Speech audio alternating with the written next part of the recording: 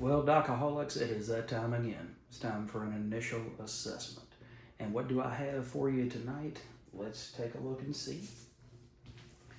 Web of Venom, issue number 1. This is written by Jordan Morris, with art by Luke Ross and Ramon Rosanas. Colorist is David Curiel. Who is this new Venom? Who is the guy behind the suit, or the lady behind the suit? That's the whole punch of this one shot. And it is a one shot, so you don't have to worry about it for right now. But I will say that whoever's in the suit is still in the suit by the end of the issue. So it is somebody that we know. I'm going to show you that page and the Venom rings. And that's all I'm going to say about that particular part of this book. But I will say this book was fun. It crafted a story of the Passenger, who is another symbiote like Venom. I'm kind of tired of all of the Venoms. We just need one Venom. And even though Marvel seems to think Mary Jane is the best Venom for right now, Eddie Brock is Venom. Eddie Brock will always be Venom. So we can call this Web of Venom all we want to, but I don't buy it. It's a story about Passenger and the character who calls himself Comeback. So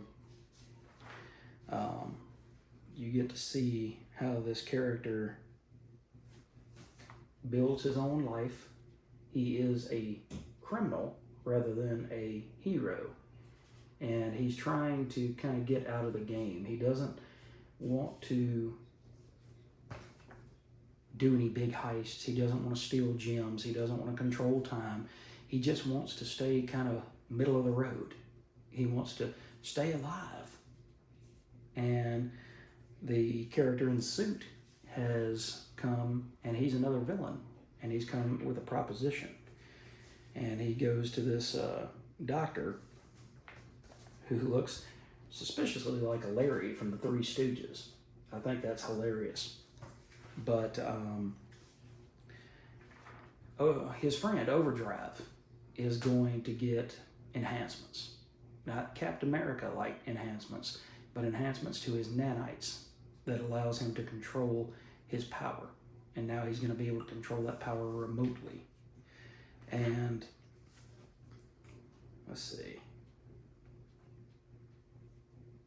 He decides he's going to go break out his friends out of the clink because they've been captured by AIM, or SHIELD rather.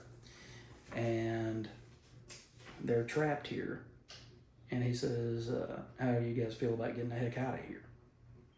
And somebody says, who are you? You know, would you believe Spider-Man? No. So you get to see him interact with Hawkeye, who realizes he's a symbiote, so he ends up using a sonic arrow on this particular Venom symbiote. And that's when Overdrive comes in and he says, come back, nanobots are on the way. Top secret government facilities always have sound dampening devices. Now that I can control my nanobots remotely, they can leech some of that tech and make you a shield. So we have Tombstone get involved, and eventually the not Spider-Man, Spider-Man runs afoul of the new Sorcerer Supreme, Wanda. So what did I think about this book? I thought it was really awesome. I thought it was an interesting take. I'm really loving what they're doing with Death Spiral right now in Amazing Spider-Man and Venom, and then one or two kind of one-shots to wrap the story up and start the story. But at the same time, I don't want a whole bunch of symbiotes running around.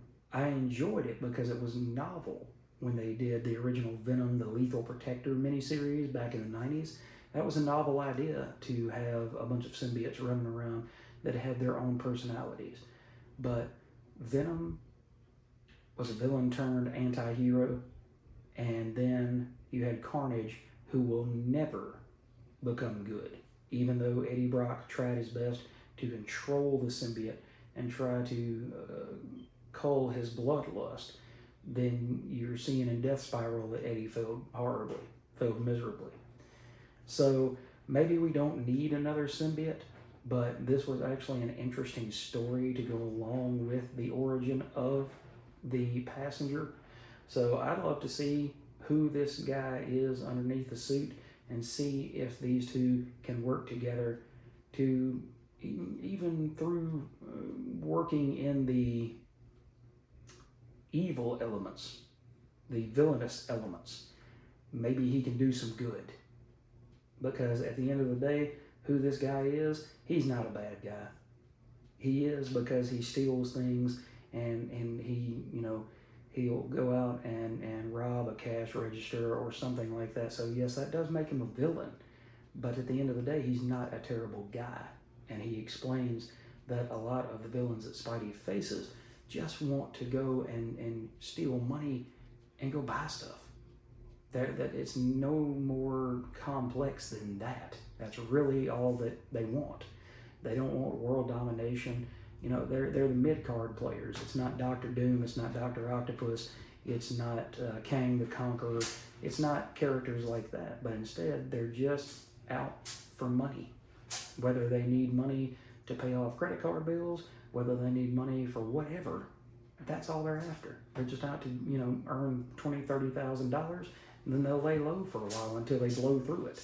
So it gives you an interesting perspective on Spidey's villains. Again, it's not saying that they're doing right, because they're not, but it gives you an idea of where their motivation comes from and why none of them have really tried to kill Spidey up until this point.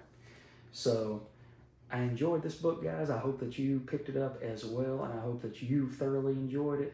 Let me know in the comments what you thought about Comeback and the Passenger and who this character is. Do you think he could have a redemption arc? They've tried it once before, but do you think this one could stick? Or do you think that they're going to turn into something far more vile and evil, and maybe like the old Venom, where they just talk about eating brains and they want to take Spider-Man on all the time? So thanks for watching, guys. I appreciate it.